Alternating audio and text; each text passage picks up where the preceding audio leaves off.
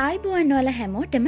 ඉතින් අද මම ඔයාලට කියලා දෙන්න හදන රෙසිපි එක මගෙන් ගොඩක් අය ඉල්ලපු රෙසිපි එකක්. ඒ වගේම මේක ඔයාලා හැමෝටම ගොඩක් වැදගත් වෙයි කියලා හිතනවා මම. අද මම ඔයාලට කියලා දෙන්න හදන්නේ ගොඩක් වෙලා දිය නොවී තියාගන්න පුළුවන් අයිසින් එකක් හදාගන්නේ කොහොමද කියලා.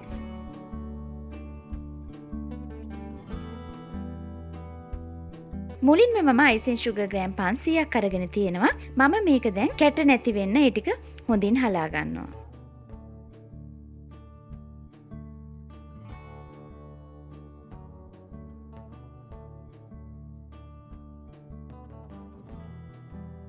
ඊළඟට බටර් ග්‍රෑම් 150ක් අරගෙන තියෙනවා මම. ඔයාලට අවශ්‍ය නම් මාගරින් උනත් මේකට ගන්න පුළුවන්. දැන් මම බටර් ටික හොඳින් බීට් කරගන්නවා.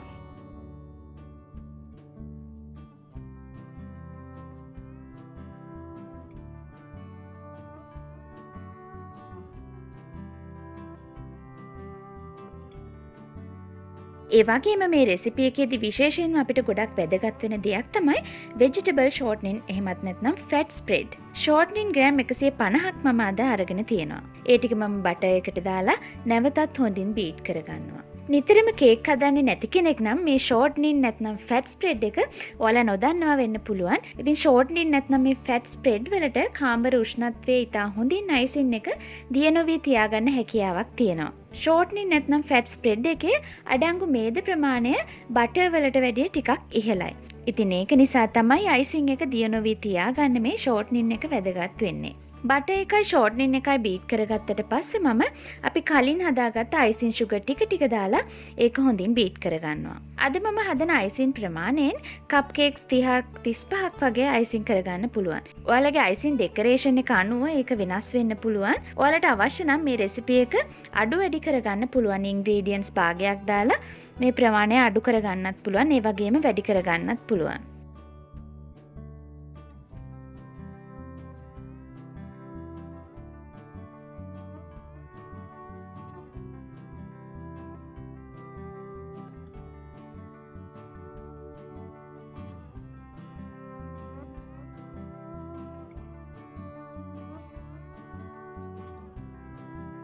අයිසින් ටික ටික දාලා බීට් කරගන්න ගමන් මම වැනිලා පවුඩර් මේස හැඳි භාගයක් දාලා නැවතත් බීට් කරගන්නවා. ඔයාලට වැනිලා ලික්විඩ් එකත් මේකට පාවිච්චි කරන්න පුළුවන්.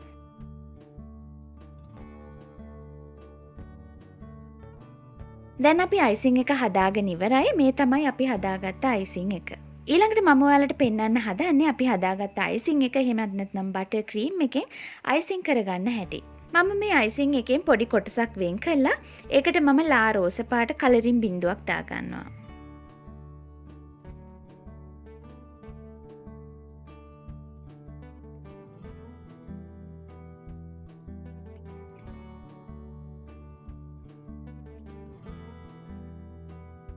ඒ වගේම මම ඒකට ස්ට්‍රෝබෙරි එසන්ස් බිඳු කිහිපයකුත් දාගන්නවා. දැන් හොඳින් කලවම් කරගන්න.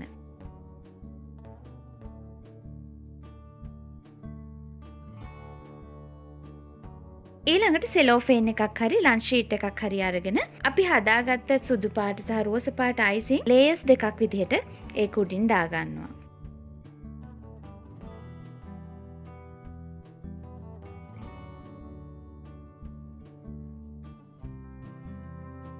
දැන් සෙලෝෆේන් එක මේ විදිහට ඔතා ගන්න.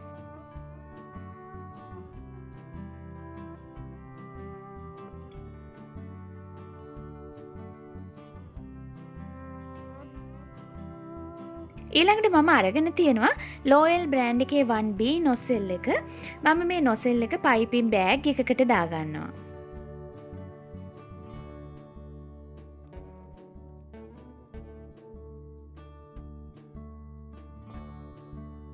දැන් අපි අයිසින් එක දාගත්තු සෙලෝෆේන් එකේ පැත්තක් මේ විදිහට කපා ගන්නවා. ඊට පස්සේ ඒක පයිපින් බෑග් එකට දාගෙන කප් කේක්ස් ටික ඔයාලා කැමති විදිහකට අයිසින් කරගන්න. දැන් අද අපි මේ හදාගත්ත අයිසින් එක ඔයාලට කිසිම ප්‍රශ්නයක් නැතුව මෙල්ට් වෙන්නේ නැතුව එළියෙන් තියාගන්න පුළුවන් ගොඩක් වෙලා. ඒ වගේම ඉතුරු අයිසින් ටික පාවිච්චි කරලා ඉවර වෙලා පොඩි බෑග් එකකට දාලා ෆ්‍රිජ් එකේ තියාගෙන පසුවට පාවිච්චි කරන්නත් ඔයාලට පුළුවන්. ඔයාලට පුළුවන් මේ shortening එහෙමත් නැත්නම් fat spread එක කේක් shops වලින් මිලදී ගන්න. ඔයාලට කේක් බඩු තියෙන කඩේකට ගිහිල්ලා ඇහුවොත් අඩු මිලකට මිලදී ගන්න පුළුවන්. ඒ වගේම තවත් විශේෂ දෙයක් මම මේකෙදි කියන්න ඕනේ. මොකද ෂෝට්නින් එකේ ප්‍රධාන වශයෙන්ම අඩංගු වෙලා තියෙන්නේ වෙජිටබල් ෆැට් නැත්නම් ඇනිමල් ෆැට්. ඒ වගේම ෆැට් වැඩි ප්‍රමාණයක් ආහාරවලට යොදා ගැනීම සුදුසු වෙන්නේ නැහැ.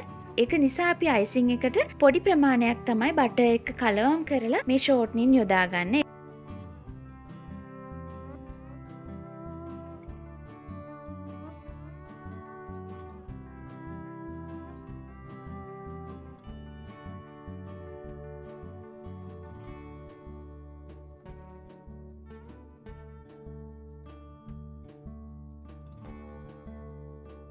ඉතින් මම හිතනවා ඔයාලට පැහැදිලි වෙන්නේ නැති මේ අයිසිං එක අපි හදාගන්නේ කොහොමද කියලා.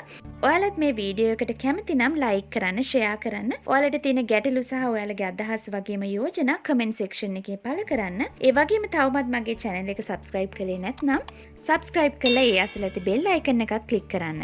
අපේ යමි මමි Facebook page එකත් like කරන්න අමතක කරන්න එපා. ඉතින් තවත් රසවත් වීඩියෝ එකකින් හමු වෙනතුරු ඔයාලට සුබ දවසක්.